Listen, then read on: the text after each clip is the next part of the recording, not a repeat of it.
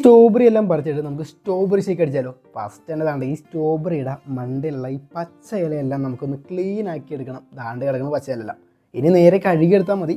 നല്ല രീതിക്ക് വേണം കേട്ടോ കഴുകാൻ, നല്ല രീതിക്ക് വേണം കഴുകിയെടുക്കാൻ. കഴുകിയെടുത്ത് മിക്സിയിലോട്ട് എല്ലാം എടുത്തിടുക, നല്ലതുപോലെ എല്ലാം എടുത്തിടുക. നെക്സ്റ്റ് സ്റ്റെപ്പ് എന്ന് പറഞ്ഞാൽ നമുക്ക് പാൽ ഒഴിക്കുക. അപ്പോൾ പാൽ ഇത്ര കട്ടപ്പാലിൻ്റെ ആവശ്യമില്ല. കട്ടപ്പാൽ എടുത്താൽ ഇതുപോലെ ഇട്ട് കുത്തിപ്പൊളിക്കേണ്ടി വരും, അതൊരു പ്രശ്നമാണേ. അപ്പോൾ നമുക്ക് ലേശം പഞ്ചസാര ഇടാം, പഞ്ചാര ഇടാം, ആവശ്യത്തിന് ഇട്ടാൽ മതി. നെക്സ്റ്റ് എന്ന് പറഞ്ഞാൽ നമുക്ക് മിക്സിയിലിട്ട് അടിക്കുക എന്നുള്ളത് മാത്രമേ ഉള്ളൂ.